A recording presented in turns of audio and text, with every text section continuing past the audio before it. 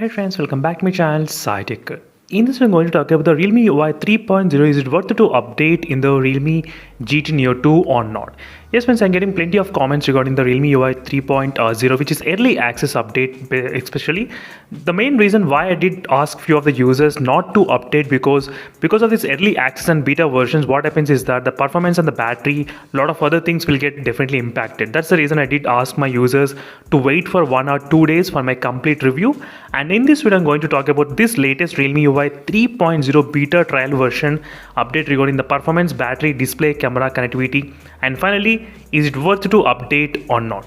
And one more quick note, I did mention that if this is your primary device, I mean if you have only one phone, then definitely you need to watch this video end because you need to know all the advantages and disadvantages of this update. So first let's talk about the performance wise. So in terms of the performance, after the Realme Ui 3.0, I did not notice any kind of huge difference with the performance, especially, yes, even in the Android benchmark test or maybe in the CPU throttling test, everything remains to be similar. As you can see friends, exactly this is a graph which I have taken. I think just yesterday only I did take this kind of graph. You can see exactly. So which is quite similar. So there's nothing changed with the performance. And one quick note, there's no 90 FPS in the Battle One's mobile game obviously. And there is no high refresh rate gameplay support test in this device. So there will be only 60 FPS support friends after this update, unfortunately. So you won't be able to play high refresh rate games in the Realme GT Neo 2 even after this Realme Ui 3.0 update as well. So I'm not sure when they'll be able to fix this kind of issue. Maybe in the stable version they might be able to fix it, but I cannot guarantee that. But right now in terms of the performance wise, there is no change at all. There is no advantage and there is no disadvantage in the performance in the Realme GT Neo 2. So far I did not face any kind of major improvement with the performance wise. Maybe the transmission I mean regarding the animation, everything feels slightly kind of smooth than before. That's because of the complete UI has got changed, right? That might be another reason why it feels a little bit kind of smoother than before. So apart from that, I did not face any kind of issues with the performance. So performance is kind of really good and solid. And next thing is regarding the battery life and the charging. So this is a main part for all the users. The main reason is because in the Realme X1 Max, in this device, the battery life has been significantly impacted. Yes, a lot. I mean, right now I'm getting only 5.5 hours of screen on time in this device. So even I did thought same thing will happen even for the Realme GT Neo 2, but thank God there's nothing has happened like that in the Realme GT Neo 2. I was able to get really very good strong screen on time. Let me just show you the usage. Right now I think I did get about 3 hours and 41 minutes, as you can see. After doing the charging test, I did do the charging test as well just a couple of hours back. If you want, you can check those videos. So try to follow the playlist trends, you will be able to understand. This is a video which I did upload regarding charging test, and phone took about close to 36 minutes of time to charge complete 100%.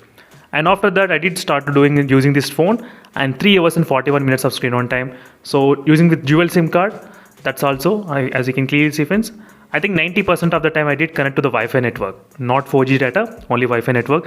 So overall, even overnight draining test also I did upload the video. I mean overnight draining, there is only I think 2% got drained in the overnight. As you can see, exactly 8 hours of time, only 2%. So far friends, battery life and charging speed didn't get impacted at all in this device. So performance and the battery life and charging is fantastic, no issues after the Realme Ui 3.0 update. Next thing is about the display. What about the display? The main reason why I did include display is because of wideband L1 support. Yes friends, right now it's not supported in this device. Let me show you the thing. So it's a DRMF info application which I'm trying to use, and here you can actually see it's showing only L3.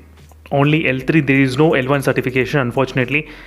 I think this problem has happened, I think exactly 40 days back, I think so. So from then to till now, same problem in my device. Not only with me, even with a lot of other users who are actually facing these issues. So because of this one, we won't be able to play HD content in the Amazon Prime or maybe Netflix. So I'll try to show you the demonstration as well playing the Amazon Prime. Let me open the Prime videos. Right now, as you can see friends, you cannot see any kind of HD content and 1080 clip here. There's nothing at all. As you can clearly see, I was watching this TV show, which is Legends of Tomorrow. This is my another favorite TV show. I do watch a lot of TV shows, especially in the Amazon Prime. It is a streaming quality. You can clearly see the streaming quality is only 0.46 GB. Oh my god. So whereas other phones, they were able to get up to 1.86 GB and 2.45 GB as well, but this phone is only 0.46 GB. So definitely there is no HD content support at this moment. Even after the Realme UI 3.0, still the problem not got fixed in this Realme GT Neo 2 device, unfortunately. And I'm not sure when the problem will get fixed. I cannot guarantee that it will get fixed. So this is the main problem with the display. Apart from the display, I don't have any other issues. Maybe there might be black color crush issues still going on, but I forgot about that problem long back, because it's not that huge problem anyway. There will be some kind of rainbow effect which we cannot do anything about the software updates, but still overall in my experience no issues with the display. Even while using the dark mode also, it feels really good using the dark mode. Nothing much major complaints. And even the notification toggle looks like completely dark as well. Nothing much major problems with the dark mode as well in this device. So no issues with the display at all in the Realme GT Neo 2. It didn't get impacted a lot in this device. So next thing is about the camera wise. One more thing I forgot to mention. Some of the users did mention that they're having problem with the always on display, but myself I don't have any kind of issues. I'm not sure why only few users are having this kind of problems, but I don't have any kind of issues with the fingerprint scanner unlocking, or maybe with the always on display. No issues at all for me. I don't have any problems, but let me know in the comments below in case if you face any issues with the always on display or not. That will be really helpful for a lot of other users. Overall in terms of the camera wise also, I did not feel any change. So one thing especially in the camera department what I like is regarding the complete UI. So this UI I did like, friends, in this phone, which is fantastic. I did enjoy this kind of using this kind of UI, which gives you the really good feel while you're trying to use, because you do get really good haptic feedback and very clean interface, nothing much junk here. So which is pretty straightforward, nothing much major complaints about this kind of user interface. As you can clearly see, friends, nothing much problems. And which is pretty fast and accurate, no problems at all regarding the camera. So I did take a couple of shots using this kind of phone, so you can actually see the shots which did come really great as well.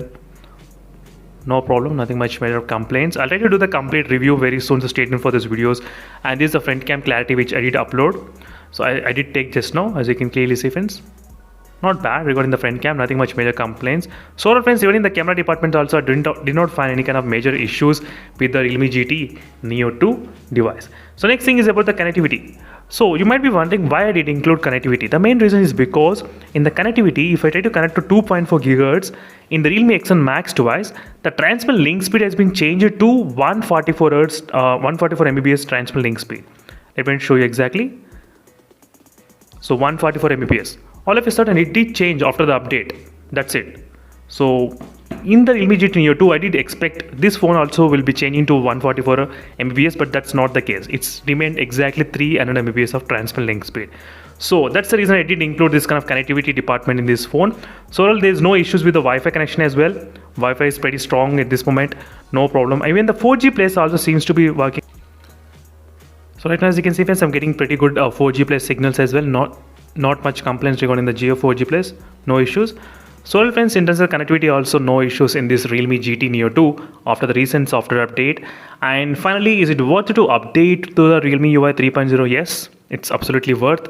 And till now I did not find any kind of major problems which are happening in this device. There are few issues which did not get fixed. For example, high refresh rate games still you cannot play, and prime videos you cannot watch HD in this device. So these are the few problems which did not yet got fixed in this phone. But apart from that, I don't have any kind of problems with this device. And unlocking speed is also really good, fingerprint unlocking, which is also pretty fast. Nothing much major problems as well overall. And loudspeaker also did not get changed, and haptic feedback is also fantastic haptic feedback. Right now I'm getting really very strong haptic feedback. And it got integrated very good into the system as well. I mean, when you're trying to switch between the application, you can actually get the small haptic feedback. That's also pretty good and neat. And overall, no issues, friends, overall in this kind of update. And you are good to go to update the Realme UI 3.0, which is early access beta version update. And meanwhile, let me know in the comments below in case if you are facing any kind of issues which I am not aware of. That will be really helpful for other users. I'll try to cover a video on that topic as well. Meanwhile, signing off until let's stay tuned for more updates. Bye.